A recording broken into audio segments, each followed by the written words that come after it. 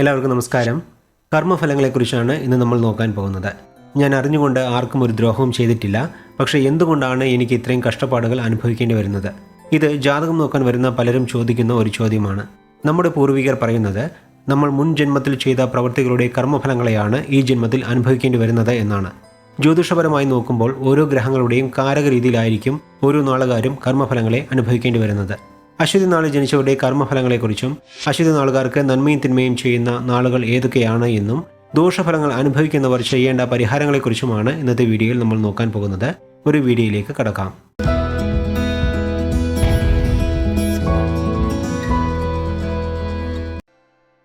അശ്വതി നാളിൽ ജനിച്ചവരുടെ പൊതു സ്വഭാവത്തെക്കുറിച്ചും ദശാഫലങ്ങളെക്കുറിച്ചും ഇതിനു മുൻപ് വീഡിയോ ചെയ്തിട്ടുള്ളതിനാൽ വീണ്ടും അതിനെക്കുറിച്ച് പറഞ്ഞ് സമയം കളയുന്നില്ല. ഒരുപക്ഷെ നിങ്ങൾ ആ വീഡിയോ കണ്ടിട്ടില്ല എങ്കിൽ അതിൻ്റെ ലിങ്ക് ഈ വീഡിയോയുടെ അവസാനം നൽകിയിട്ടുണ്ട്, അത് കാണുക. ശരി, എന്നാൽ നമുക്ക് വിഷയത്തിലേക്ക് കടക്കാം. സൂര്യൻ്റെ കാരക രീതിയിൽ കഴിഞ്ഞ ജന്മത്തിൽ നന്മയോ തിന്മയോ ചെയ്തവരാണ് അശ്വതി നാളിൽ ജനിക്കുക. അതുകൊണ്ട് തന്നെ അശ്വതി നാളുകാർക്ക് അവരുടെ കർമ്മഫലത്തിനനുസരിച്ച് നന്മയും തിന്മയും ചെയ്യുന്നത് സൂര്യൻ നക്ഷത്രാധിപനായ കാർത്തിക, ഉത്രം, ഉത്രാടം എന്നീ നാളുകളിൽ ജനിച്ചവരാണ്. സൂര്യൻ്റെ രാശിയായ ചിങ്ങം രാശിയായോ അല്ലെങ്കിൽ ലഗ്നമായോ ജനിച്ചവർ മൂലവും അശ്വതി നാളുകാർക്ക് ഗുണദോഷ ഫലങ്ങൾ അനുഭവിക്കേണ്ടി വരുന്നതാണ്. അതായത് കഴിഞ്ഞ ജന്മത്തിൽ ചെയ്ത നന്മയും തിന്മയുമായ പ്രവൃത്തികൾ മൂലം ഈ ജന്മത്തിൽ നിങ്ങൾ അനുഭവിക്കേണ്ടി വരുന്ന ഫലങ്ങളെയായിരിക്കും കാർത്തിക, ഉത്രം, ഉത്രാടം എന്നീ നാളുകാരും ചിങ്ങം രാശി അല്ലെങ്കിൽ ലഗ്നത്തിൽ ജനിച്ചവരും നിങ്ങൾക്ക് നൽകാൻ പോകുന്നത്. ഇവരായിരിക്കും നിങ്ങൾക്ക് ചുറ്റും അധികം ഉണ്ടാവുക.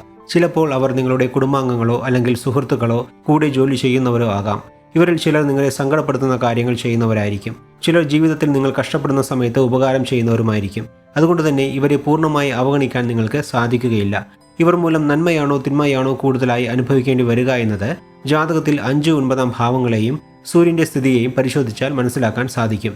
ഒരുപക്ഷെ നിങ്ങൾക്ക് ജാതകമില്ല, നക്ഷത്രം മാത്രമേ അറിയാൻ പാടുള്ളൂ എങ്കിൽ ഇനി ഞാൻ പറയാൻ പോകുന്ന കാര്യങ്ങൾ ശ്രദ്ധിച്ചു കേൾക്കുക.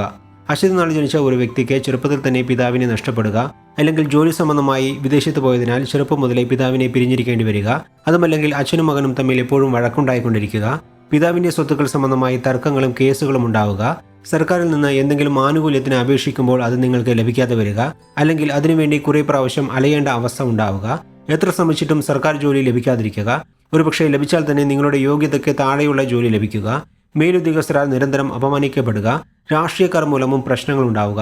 ഇതുപോലെയുള്ള കാര്യങ്ങൾ നിങ്ങളുടെ ജീവിതത്തിൽ സംഭവിച്ചിട്ടുണ്ടെങ്കിൽ സൂര്യൻ്റെ നക്ഷത്രങ്ങൾ ജനിച്ചവർ മൂലം നിങ്ങൾക്ക് കൂടുതലും ദോഷഫലങ്ങളായിരിക്കും ലഭിക്കുക. മറ്റൊരു കാര്യം, നാളുകൾ ഒന്നാണെങ്കിലും ലഗ്നങ്ങൾ വേറെ വേറെ ആയതിനാൽ അവരുടെ സ്വഭാവത്തിലും മാറ്റങ്ങൾ ഉണ്ടാകും. അതുകൊണ്ട് അവരിൽ ആരാണ് നിങ്ങൾക്ക് നല്ല ഫലങ്ങളെ ചെയ്യുന്നവരെന്നോ അല്ലെങ്കിൽ മോശം ഫലങ്ങളെ ചെയ്യുന്നവരെന്നോ അവരുടെ പ്രവൃത്തിയിൽ നിന്ന് മാത്രമേ നിങ്ങൾക്ക് മനസ്സിലാക്കാൻ സാധിക്കുകയുള്ളൂ. അതുകൊണ്ട് നിങ്ങളാണ് അവരിൽ ആരെ വിശ്വസിക്കണം ആരെ വിശ്വസിക്കേണ്ട എന്നുള്ള തീരുമാനങ്ങളെടുത്ത് മുന്നോട്ട് പോകേണ്ടത്. അശ്വതി നാളിൽ ജനിച്ചവർ ദോഷഫലങ്ങൾ കുറയാനായി ദിവസവും കാലത്ത് സൂര്യ നമസ്കാരം ചെയ്യുന്നതും ഗോതമ്പ് കൊണ്ട് ഉണ്ടാക്കിയ ഭക്ഷണ പദാർത്ഥങ്ങൾ ദാനം ചെയ്യുന്നതും നല്ലതാണ്. അതുപോലെ ഓൾഡ് ഏജ് ഹോം പോലെയുള്ള സ്ഥലങ്ങളിൽ ജന്മമാസത്തിൽ അശ്വതി നക്ഷത്രം വരുന്ന ദിവസം ചെന്ന് അവർക്ക് ഒരു നേരത്തെ ഭക്ഷണം കൊടുക്കുക, അവരുടെ കൂടെ കുറച്ചു സമയം ചെലവഴിക്കുക. ഇതുപോലെയുള്ള കാര്യങ്ങൾ ചെയ്യുമ്പോൾ നിങ്ങൾക്ക് ദോഷഫലങ്ങൾ വളരെയധികം മാറിക്കിട്ടുന്നതാണ്.